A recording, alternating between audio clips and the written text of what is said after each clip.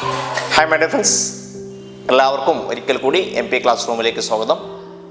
നമ്മൾ ഇന്ന് ഡിസ്കസ് ചെയ്യുന്ന കണ്ടതുപോലെ തന്നെ സ്കൂൾ സമയം മുതൽ തന്നെ നിങ്ങളുടെ കുട്ടികൾ IAS IPS പോലത്തെ വലിയ ലക്ഷ്യങ്ങൾക്ക് വേണ്ടി പഠിക്കണം എന്ന് ആഗ്രഹിക്കുന്ന ഒരുപാട് രക്ഷിതാക്കൾ ഉണ്ടാവാം, വിദ്യാർത്ഥികൾ ഉണ്ടാവാം.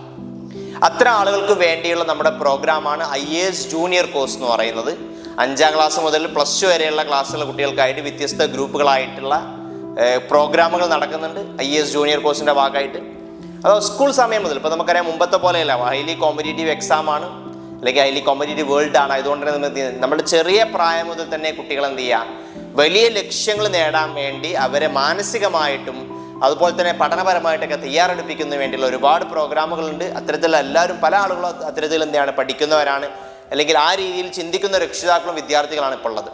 അപ്പോൾ നിങ്ങളുടെ കുട്ടികൾക്കും അവരുടെ സ്കൂൾ സമയത്തോടൊപ്പം തന്നെ സ്കൂളിൻ്റെ പഠനം 95% സ്കൂൾ പഠനത്തിന് വേണ്ടി ഫോക്കസ് ചെയ്യുന്നതോടൊപ്പം തന്നെ ഒരു 5% നിങ്ങൾ ഇതിനു വേണ്ടി എഫേർട്ട് എടുക്കുകയാണെങ്കിൽ ഇതിൽ നിങ്ങൾക്ക് എന്ത് ചെയ്യുക, കുട്ടികൾക്ക് വലിയ ലക്ഷ്യബോധം ഉണ്ടാക്കാൻ വേണ്ടി സഹായിക്കുന്ന രീതിയിലുള്ള പ്രോഗ്രാമാണ്. ഡെയിലി ഒരു 30 മുതൽ 40 മിനിറ്റ് വരെ മാത്രമേ നിങ്ങൾ ഇതിനു വേണ്ടി മാറ്റി വെക്കേണ്ടതുള്ളൂ.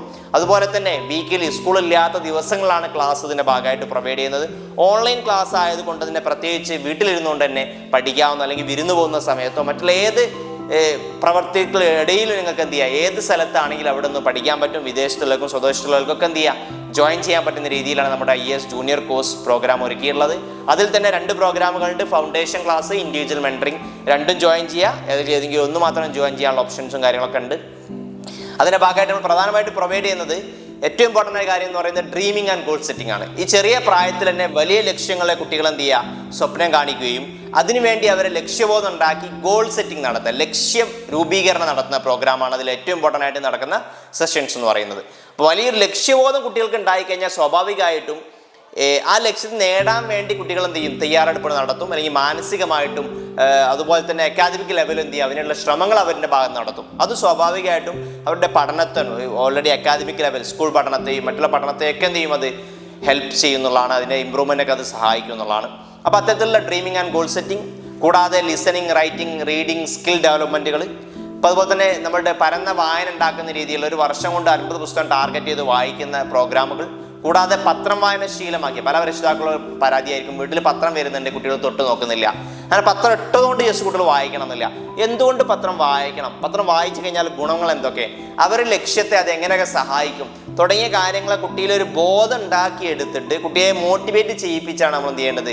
പത്രം എന്ന് മാത്രമല്ല, ഏത് വായനയും കുട്ടിയിൽ ശീലം ഉണ്ടാക്കേണ്ടത്, ഏത് ശീലങ്ങളും കുട്ടിയിൽ ഉണ്ടാക്കേണ്ടത് അത്തരത്തിലാണ്. ആ രീതിയിൽ കുട്ടികൾ കൊണ്ട് ഡെയിലി പത്രം വായിപ്പിക്കുകയും പത്രം എഴുതുകയും പത്രവുമായി ബന്ധപ്പെട്ട ക്വസ്റ്റ്യൻസും കാര്യങ്ങളൊക്കെ ഉണ്ടാക്കി പത്രം വായന ഒരു താല്പര്യമാക്കി, ഒരു ഹാബിറ്റാക്കി മാറ്റുന്ന രീതിയിലുള്ള കാര്യങ്ങൾ അതിൻ്റെ ഭാഗമായിട്ട് ചെയ്യുന്നുണ്ട്. കൂടാതെ ഞാൻ നേരത്തെ പറഞ്ഞ പോലെ വായനാശീലം ഉണ്ടാക്കാം, നല്ല വായന, പരന്ന വായന കുട്ടികൾ ഉണ്ടാക്കുന്ന രീതിയിൽ. അത് തന്നെ ഏതൊക്കെ പുസ്തകങ്ങൾ വായിക്കണം, എങ്ങനെ വായിക്കണം, ഓരോ വീക്കിൽ എത്ര പുസ്തകങ്ങൾ വായിക്കണം തുടങ്ങിയ രീതിയിലൊക്കെ നമ്മൾ എന്ത് ചെയ്യുന്നതിൻ്റെ ഭാഗമായിട്ട് ക്ലാസ്സുകൾ കൊടുക്കുന്നുണ്ട്. കൂടാതെ അവരുടെ പഠനം തന്നെ മെച്ചപ്പെടുത്താൻ വേണ്ടിയുള്ള ചില ടിപ്സുകൾ കൊടുക്കുന്നുണ്ട്. എങ്ങനെ കോൺസെൻട്രേഷൻ കൂട്ടാം, എങ്ങനെ അതുപോലെ തന്നെ പഠനത്തിൽ ഒരു താല്പര്യം ഉണ്ടാക്കാം, കൂടുതൽ നല്ല രീതിയിൽ എങ്ങനെ ആൻസറുകൾ എഴുതാം, ഇത്തരത്തിലുള്ള കാര്യങ്ങളൊക്കെ അതിൻ്റെ ഭാഗമായിട്ട് പ്രൊവൈഡ് ചെയ്യുന്നുണ്ട്. കൂടാതെ GK ഡെവലപ്പ് ചെയ്യുക, ജനറൽ അവയർനെസ് ഉണ്ടാക്കുക, സബ്ജക്റ്റുകളുടെ ബേസിക് ആയിട്ടുള്ള നോളജ് പ്രൊവൈഡ് ചെയ്യുക. ഇത്തരത്തിൽ ഓവറോൾ അവരുടെ പഠനത്തെയും ലക്ഷ്യബോധവും വലിയൊരു ലക്ഷ്യത്തിന് വേണ്ടി തയ്യാറെടുക്കുന്ന ഫൗണ്ടേഷനും കൂടി പ്രൊവൈഡ് ചെയ്യുന്ന രീതിയിലാണ് നമ്മുടെ IAS ജൂനിയർ കോഴ്സ് എന്ത് ചെയ്തിട്ടുള്ളത്, ഒരുക്കിയിട്ടുള്ളത്. അപ്പോൾ അതിൽ ജോയിൻ ചെയ്യണം. അതുമായി ബന്ധപ്പെട്ട കൂടുതൽ കാര്യങ്ങൾ അറിയണം എന്ന് ആഗ്രഹിക്കുന്ന ആളുകൾ വളരെ നമ്പറുമായിട്ട് ബന്ധപ്പെടാവുന്നതാണ്. അതിന് കൂടുതൽ ഡീറ്റെയിൽസ് തരാൻ ഇൻട്രസ്റ്റഡ് ആണെങ്കിൽ ജോയിൻ ചെയ്യാവുന്നതാണ്. നിങ്ങളുടെ കുട്ടികൾ ലക്ഷ്യബോധം ഉണ്ടാക്കാൻ, ഇപ്പോൾ IAS IPS മാത്രമല്ല, ഏതും വലിയൊരു ലക്ഷ്യബോധം ഉണ്ടാക്കാൻ കൂടി എന്ത് ചെയ്യുന്നുണ്ട്, സഹായിക്കുന്ന രീതിയിലായിരിക്കും നമ്മുടെ പ്രോഗ്രാമും കോഴ്സും ഒക്കെ നമ്മൾ തയ്യാറാക്കിയിട്ടുള്ളത്. അപ്പോൾ താല്പര്യമുള്ള ആളുകൾക്ക് ജോയിൻ ചെയ്യുക. കൂടുതൽ അതിൻ്റെ ഭാഗമായിട്ട് രക്ഷിതാക്കൾക്കും ചില ഗൈഡൻസും കാര്യങ്ങളൊക്കെ അതിൻ്റെ ഭാഗമായിട്ട് പ്രൊവൈഡ് ചെയ്യുന്നുണ്ട്. അത്തരത്തിലൊക്കെ നമുക്ക് എന്ത് ചെയ്യാം, ക്ലാസ്സുകളിലും മറ്റുള്ള പ്രോഗ്രാമിലും മീറ്റ് ചെയ്യാവുന്ന പ്രതീക്ഷയോടെ മറ്റൊരു വീഡിയോയുടെ ഉടൻ കാണാം. അതുവരേക്കും ബൈ.